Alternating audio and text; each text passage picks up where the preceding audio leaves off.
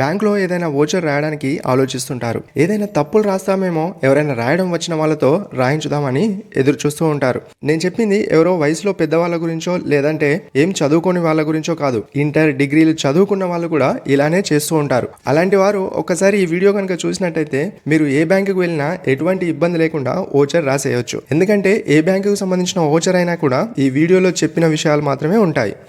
ఈ వీడియోలో union bank of ఇండియాకి సంబంధించిన అకౌంట్లో డబ్బులు జమ చేసే ఓచర్ ఎలా రాయాలో చూద్దాం. ముందుగా మీరు రాయాల్సింది తేదీ.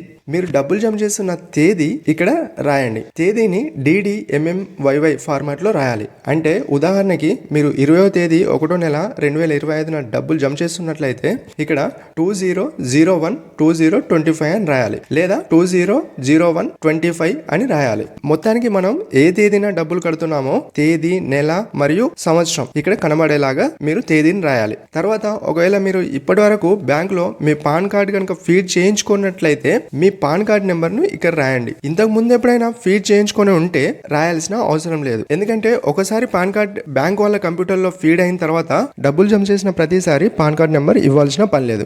కానీ ఒక విషయం గుర్తుంచుకోవాల్సింది ఏంటంటే, మీరు మీ అకౌంట్లో పాన్ కార్డ్ నెంబర్ కనుక ఫీడ్ చేయించుకున్నట్లయితే మీ అకౌంట్లో 50,000 లేదా అంతకన్నా ఎక్కువ డబ్బులు డిపాజిట్ చేయడానికి వీలు కాదు. 49,999 రూపాయలు మాత్రమే పాన్ కార్డ్ నెంబర్ ఫీడ్ అయి లేకున్నా కూడా మీరు మీ అకౌంట్లో డబ్బులు జమ చేయొచ్చు. అంతకన్నా ఎక్కువ అంటే 50,000 కన్నా ఎక్కువ మీ అకౌంట్లో డబ్బులు జమ చేయాలి అంటే తప్పకుండా మీ పాన్ కార్డ్ నెంబర్ ని ఒకసారి బ్యాంక్ లో ఫీడ్ చేయించుకోవాల్సి ఉంటుంది. నెక్స్ట్ ఇక్కడ మీరు ఏ బ్రాంచ్ లో అయితే డబ్బులు జమ చేస్తున్నారో ఆ బ్రాంచ్ పేరు రాయండి. మీ అకౌంట్ ఉన్న బ్రాంచ్ పేరు కాదు, మీరు ఏ బ్రాంచ్ లో అయితే డబ్బులు జమ చేస్తున్నారో ఆ బ్రాంచ్ కి సంబంధించిన పేరు అన్నమాట. ఉదాహరణకి మీ అకౌంట్ హైదరాబాద్ లో ఉంటుంది, కానీ మీరు కరీంనగర్ లో కనుక డబ్బులు జమ చేస్తున్నట్లయితే కరీంనగర్ బ్రాంచ్ పేరు రాయాలి. దీని కింద మీరు ఎవరి అకౌంట్ లో అయితే డబ్బులు జమ చేస్తున్నారో వాళ్ళ పేరు రాయాలి. ఒకవేళ అకౌంట్ మీదే అయితే మీ పేరు ఇక్కడ రాయండి.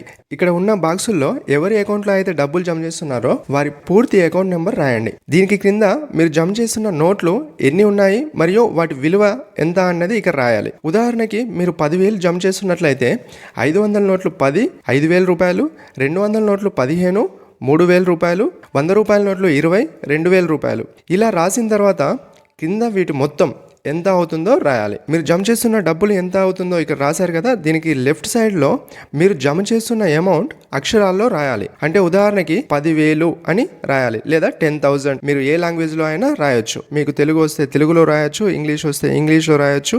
ఇక్కడ డిపాజిటెడ్ బై అని ఉంది కదా, దీని దగ్గర మీ సంతకం లేదా మీ పేరు రాయాలి మరియు మీ ఫోన్ నెంబర్ కూడా రాయండి. యూనియన్ బ్యాంక్ ఆఫ్ ఇండియాలో అయితే ఫోన్ నెంబర్ రాయకుండా మీ ట్రాన్సాక్షన్ అనేది కంప్లీట్ అవ్వదు. కాబట్టి మీరు తప్పకుండా మీ ఫోన్ నెంబర్ ని కూడా ఇక్కడ రాయండి. ఫోన్ నెంబర్ అనగానే ఒక డౌట్ వస్తుంది, అకౌంట్ హోల్డర్ది రాయాలా లేకుంటే డబ్బులు డిపాజిట్ చేసే వాళ్ళది రాయాలా అని. డబ్బులు డిపాజిట్ చేసే వాళ్ళదే ఇక్కడ రాయాలి. అకౌంట్ హోల్డర్ కి సంబంధించిన ఫోన్ నెంబర్ తో ఇక్కడ పని లేదు. మీ సంతకం మరియు ఫోన్ నెంబర్ రాసిన తర్వాత ఇటువైపు రాసేదంతా కంప్లీట్ అయిపోయింది. ఇప్పుడు మనం రాసిందంతా బ్యాంక్ వాళ్ళ దగ్గర ఉండే ఓచర్ ఇది. మరి మీకు ఇచ్చే రసీదులో కూడా డీటెయిల్స్ మనమే రాయాల్సి ఉంటుంది. సేమ్ ఇవే డీటెయిల్స్ లెఫ్ట్ సైడ్ లో ఉన్న కౌంటర్ ఫైల్ లో అంటే రసీదులో కూడా రాయాల్సి ఉంటుంది. ఇక్కడ పైన తేదీ మరియు ఏ బ్రాంచ్ లో అయితే డబ్బులు జమ చేస్తున్నారో ఆ బ్రాంచ్ పేరు, ఎవరి అకౌంట్లో డబ్బులు జమ చేస్తున్నారో వాళ్ళ అకౌంట్ నెంబర్, తర్వాత మీరు డబ్బులు జమ చేస్తున్నది ఎవరి అకౌంటో వాళ్ళ పేరు, ఎంత డబ్బులు జమ చేస్తున్నారో అమౌంట్, మళ్ళీ ఇక్కడ అక్షరాల్లో అమౌంట్ రాయాలి. అంతే, ఇవి రాస్తే సరిపోతుంది. ఇది రాయడం కంప్లీట్ అయిపోయిన తర్వాత కొంతమంది ఏం చేస్తారంటే ఇక్కడ కూడా సంతకం చేస్తూ ఉంటారు. ఇది మీరు డబ్బులు జమ చేయడం పూర్తి అయిపోయిన తర్వాత